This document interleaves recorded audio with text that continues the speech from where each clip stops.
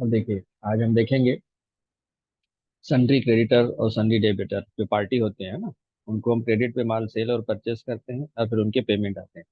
तो उनका account verification का एक तरीका था कि हम बिल बाय बिल में न्यू रेफरेंस और अगेंस्ट रेफरेंस पंच करते हैं। ठीक है। एक और तरीका है कि हम हमारे पास एक मास्टर डाटा है ना। जैसे देखिए, ये वो डाटा है जो हमने एंट्री करे हैं। ये मैं सीधा शॉर्टकट में बैलेंस शीट में गया और ग्रुप में चला गया, क्योंकि ग्रुप वाइज आपको एक साथ पार्टी मिल जाएगी सन्ड्री क्रेडिटर पे जैसे हम काम करते हैं। अब इसमें F12 करके मैंने ये ओपनिंग भी यस किया, ट्रांजेक्शन भी यस किया। ठीक है।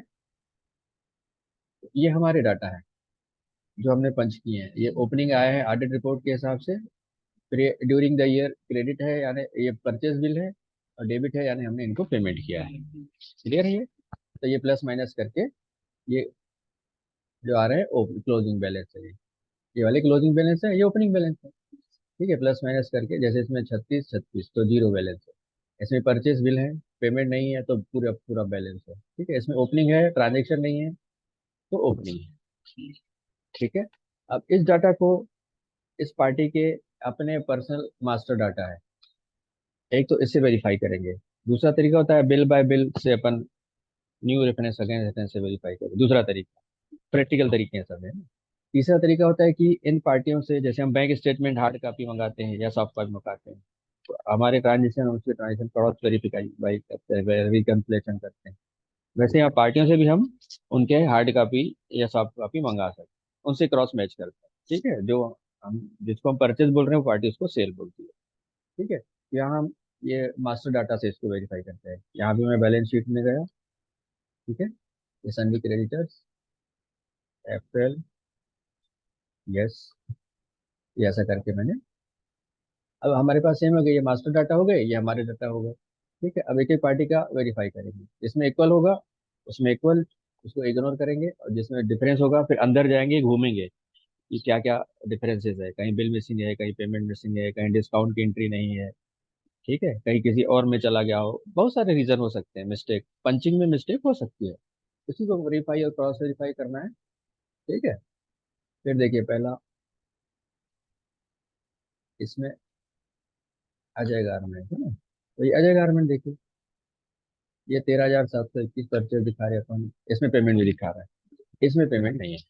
ठीक है ना। तो अब इसके अंदर जाएंगे। ये आपका अगस्त में परचेज है, और देखिए 2/9 को इसका पेमेंट दिखा रहा है 13,721। इसका पेमेंट 2/9 को, और हमारे में पेमेंट नहीं दिखा रहा है 13,721। क्यों नहीं दिखा रहा है? अब अपन ढूंढेंगे। अजय नाम से एक ही पार्टी है, एक ही पार्टी है। अब हम अपने बैंक अकाउंट में जाएंगे, वहां देखेंगे कि ये किस एंट्री हुआ भी है कि नहीं, ये किसी और को तो नहीं चला गया, किसी और में तो एंट्री नहीं हो गया, क्योंकि वो ये पार्टी का मास्टर डाटा बोल रहा है 2/9 को पेमेंट हुआ है। ठीक है। तो अब हम अपने बैंक बैंक अकाउंट में जाएंगे, ये ग्रुप में गए। ठीक है। यहाँ से ये शॉर्टकट रास्ते है 2/9। अब देखिए 2/9 की इसमें एंट्री नहीं हुई है।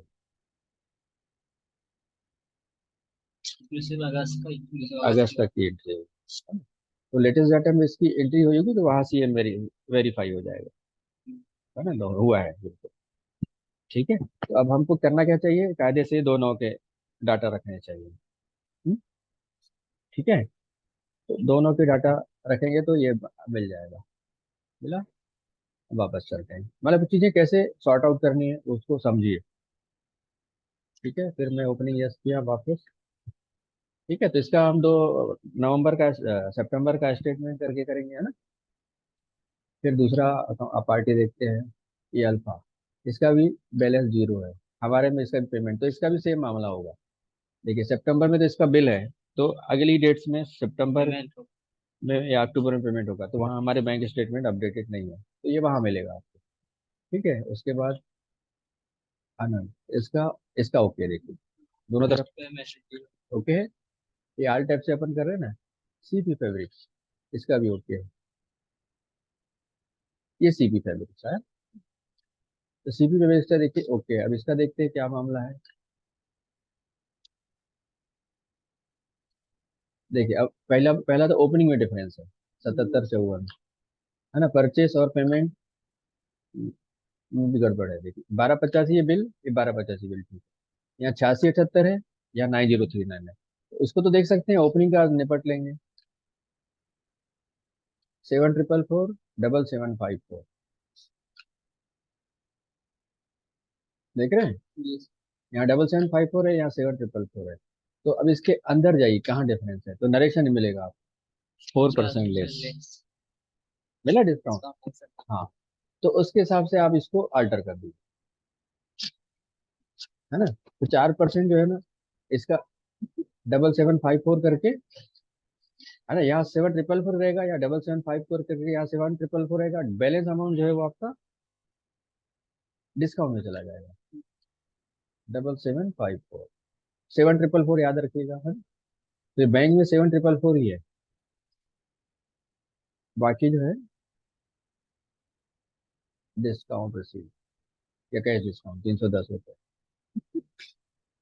तो अभी एंट्री हमारे ट्रांजेक्शन बराबर हो गए, देखिए इसमें भी है क्या 1285, देखिए 1234, इसमें भी डिस्काउंट होना चाहिए 4%। देखा, ऐसे वेरीफाई होता है। तो ये 1285 है, इसको मैंने 1285 किया, कितना था 1234, 1234, ये 1285, ये 1234, डिस्काउंट रिसीव। तो हमारे दोनों साइड के ये एंट्रियां ओके हो गई, अब ओपनिंग बैलेंस का डिफरेंस है, ठीक है। ओपनिंग इसका 7754 है, हमारा 10316 है, ठीक है। तो इसको ओपनिंग को अलग तरीके से वेरीफाई करना पड़ेगा पीछे जाके, बट कैसे मैच हो रहे हैं, कैसे इश्यूज आ रहे हैं, समझ रहे हैं। अब ये अगर इसमें कोई क्लियरिटी नहीं है, डाउट है, तो हम क्या करेंगे, जैसे आपको कोई चीज पूछनी है, यहाँ तो डिस्काउंट मिल गया, अगर नहीं मिल रहा है तो क्या करेंगे अपन, इसको ऐसा करके, ये प्रिंट और स्क्रीनशॉट है, प्रिंट और स्क्रीनशॉट करेंगे, और इसको फिलहाल अपन नोटिंग में रखते जाएंगे, पार्टी से वेरिफिकेशन करना हो या सीनियर से वेरिफिकेशन करना हो, ठीक है। तो ये अपन स्क्रीनशॉट क्रिएट करेंगे, ये एक प्लेन पेज लिया मैंने, यहाँ पर ये पेस्ट कर दिया, क्या आ गया, फिर इसकी नोटिंग लिख दी, डिस्काउंट क्वेश्चन मार्क, ये एग्जांपल दे रहा हूँ, जो भी इशू आए ऐसा नोट कर लीजिए, उसको पूछने के लिए रख दीजिए, यहाँ ऐसा ऐसा दिख रहा है, तो पार्टी को भी आप ये शो कर सकते हो, दिखा सकते हो, सीनियर को भी दिखा सकते हो। क्या होगा, ये जब बहुत सारी पार्टियों पे आप काम करेंगे, या बीच में 2-3 दिन का गैप आएगा, तो चीजें हम भूल सकते हैं। तो उसको याददाश्त के लिए आप हर इश्यूज का जो है स्क्रीनशॉट रख जाइए, तो आपको ऐसा रिकॉर्ड रहेगा वेरिफिकेशन का, है कि नहीं। ये क्लियर, हाँ क्लियर रहना चाहिए। ये पूछना हो, अब डायरेक्ट नहीं है तो आज सोशल मीडिया का जमाना है, उसको मेल कर दीजिए, व्हाट्सएप से शेयर करिए, और उससे पूछिए भाई इसमें आपका ऐसा दिख रहा है और मेरा ऐसा दिख रहा है, इसी का सेम इशू इसका हो, इसका स्क्रीनशॉट ले लीजिए,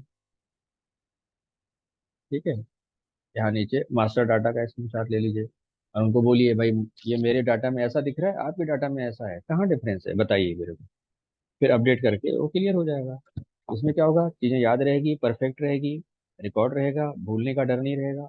और दूसरा कि ये सीनियर को आपका काम दिखेगा कि आपने क्या क्या काम किया है, बहुत सारे फायदे हैं इससे, है ना। पेपर वर्क मतलब एक एक चीज, एक एक पॉइंट, एक एक आना पैसा अकाउंट है ना, ऑन द रिकॉर्ड होना चाहिए, आप समझ रहे हैं।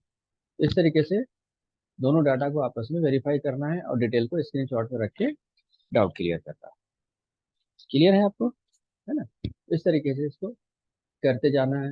एक तरीका ये होता है, दूसरा तरीका होता है कि पार्टी का स्टेटमेंट रखिए, हार्ड कॉपी या सॉफ्ट कॉपी, वहां से वेरीफाई करिए, फिर जो उसके और हमारे में इश्यूज मिलते हैं उस इशू को नोट करके स्क्रीनशॉट के माध्यम से और व्हाट्सएप के माध्यम से, जो भी तरीका आपको सरल लगता है ना, उस तरीके से उसको क्लियर करिए, वेरीफाई संबंधित व्यक्ति से पूछिए, है ना, क्लियर करिए, फिर आगे बढ़िए, ठीक है।